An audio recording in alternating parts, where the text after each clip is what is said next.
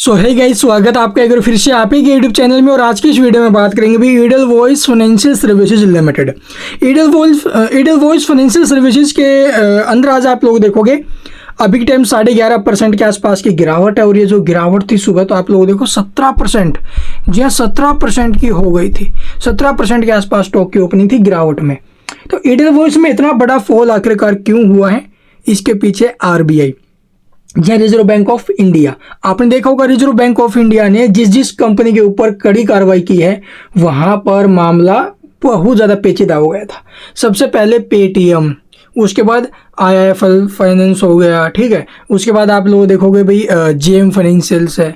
तो इन सब के खिलाफ बड़ा एक्शन था। कोटक बैंक के खिलाफ बड़ा एक्शन, इन शेयरों में भी भारी भरकम फॉल। तो इसी के चलते एडलवॉइस फाइनेंशियल्स के ऊपर भी कंपनी ने आरबीआई ने कड़ा एक्शन लिया, जिसके चलते यहाँ पर एक बिग फॉल हमें देखने को मिला। थोड़ी बहुत रिकवरी आई है, लेकिन ये जो नीचे से रिकवरी बनी ये सस्टेनेबल होगी या फिर नहीं, इसके ऊपर कुछ भी नहीं कह सकते भाई। बिकॉज आप लोग देखोगे नीचे से जरूर उठा है। 17% गिरावट से अभी टाइम 11-11.5% है, 5-7% ऊपर आया है, मैं भी मानता हूँ, लेकिन ये टिकेगा इसके ऊपर कुछ भी नहीं कह सकते। तो चलिए सबसे पहले आपको बताते हैं भी आखिरकार आरबीआई ने ऐसा क्या कर दिया है जिसकी वजह से यहाँ पर गिरावट बनी है।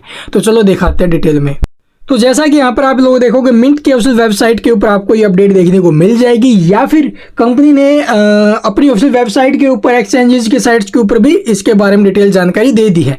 देखो एडलवॉइस समूह की दो संस्थाओं को, ठीक है, दो जो इसकी सब्सिडरी कंपनियां लगा लीजिए जो है, उनको जो ना भी यहाँ पर उनके खिलाफ आरबीआई की कार्रवाई के बाद एडलवॉइस फाइनेंशियल के शेयर की कीमत जो ना भी लगभग 17% गिरावट में रही है, ठीक है। तो दो जो इनकी संस्थाएं हैं एडलवॉइस की, उसके खिलाफ जो अभी बड़ी कार्रवाई की है किसने, आरबीआई ने, ठीक है। तो कुछ ना कुछ तो गड़बड़ी पाई है भाई, तभी तो ऐसा एक्शन लिया गया है, तो ऐसे तो कोई नहीं लेता। तो यहाँ पर देख सकते हो भारतीय रिजर्व बैंक द्वारा एडलवॉइस समूह की दो संस्थाओं पर कारोबारी प्रतिबंध लगाए जाने के बाद गुरुवार 30 मई को बीएसई में शुरुआती कारोबार में एडलवॉइस फाइनेंशियल सर्विसेज के शेयर की कीमत 17% तक गिरी है, ठीक है। यानी कि जो भी इनके बिजनेस है यार, उसी के ऊपर अगर आप लोग कारोबार के ऊपर अगर प्रतिबंध लग जाएगा, समझते हो ना, कारोबार के ऊपर अगर प्रतिबंध लग जाएगा तो भाई आगे कैसे चलेगा। और इसी को लेकर आने वाले टाइम में इसके फाइनेंशियल्स के ऊपर भी इफेक्ट आएगा। और यही सबसे बड़ा कारण है कि स्टॉक टूटा है, यहाँ पर सेलर्स हावी हुए हैं, समझ गए ना। तो इनके दो जो सब्सिडरी कंपनियां उनके ऊपर प्रतिबंध लगाया गया है। और यहाँ पर देखोगे जैसा कि एडलवॉइस फाइनेंशियल की कीमत भारतीय रिजर्व बैंक द्वारा दो समूह की जो दो संस्थाएं हैं उनके ऊपर कारोबारी प्रतिबंध लगाने के बाद आप लोग देखोगे एडलवॉइस फाइनेंशियल सर्विसेज के शेयर की कीमत गुरुवार को 30 मई आज के दिन बीएसई और एनएसई दोनों जगह पर अभी फिसला है, स्टॉक 17% के करीब फिसला है, ठीक है। तो यहाँ पर क्या प्रतिबंध लगाए गए, चलिए वो आपको दिखाते हैं डिटेल में। तो यहाँ पर आप लोग देखोगे वे दो सब्सिडरी कंपनी है।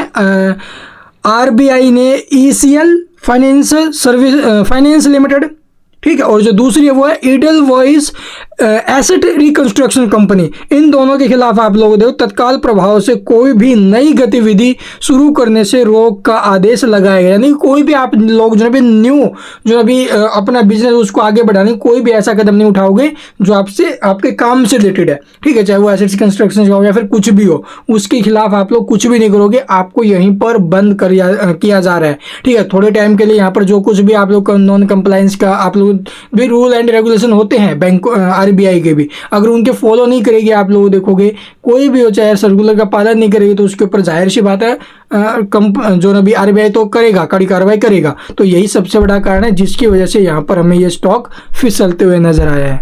तो यहाँ पर आप लोग देखोगे कंपनी ने कल शाम को ये नोटिस के माध्यम से भी बता दिया भी कि भाई आरबीआई ने जो ना भी एक्शन लिया है, ठीक है। जो इसकी जो दो कंपनियां ना अभी ईसीएल और जो आप लोग देखोगे एडलवॉइस एसेट रिकंस्ट्रक्शन कंपनी, इनके ऊपर जो एक्शन लिया गया है इसी को लेकर, सब्सिडरी कंपनियां ना दोनों की दोनों। तो यहाँ पर आप लोग देख सकते हो भी इसी को लेकर जो ना भी कंपनी ने यहाँ पर ये बता दिया कि हमने जो ना भी आरबीआई का जो भी पालन है, इन्होंने जो भी बोला है उनका पालन करेंगे, ठीक है। और जो भी इनका आप लोग जो भी आरबीआई गाइडलाइंस है या फिर आप लोग देखो जो भी इनकी कंप्लाइंस है उनका पालन करने की कोशिश करेंगे, और इसी के ऊपर हम जो ना भी कदम उठा रहे हैं। तो अपना जो ये 2 कंपनियों का बिजनेस है, एक बार आप लोग देखो अगले आदेश तक, जब तक RBI का कोई आदेश नहीं आ जाता आगे से, तब तक के लिए यहाँ पर स्थगित करते हैं। तो ये कंपनी की तरफ से अपडेट आई है, और इसी वजह से जो स्टॉक है वो आज हमें फिसलते हुए नजर आए। इसके अलावा और कुछ पूछना कमेंट में पूछ सकते हो भी। देखो भाई बहुत सारे कंप्लाइंस होते हैं, बहुत सारे जो भी रूल एंड रेगुलेशंस होते हैं, जिनका अगर कंपनी पालन नहीं करती है तो देखो भाई RBI तो कड़ी कार्रवाई करेगा। तो बस यही कारण है। And thank you for watching the video.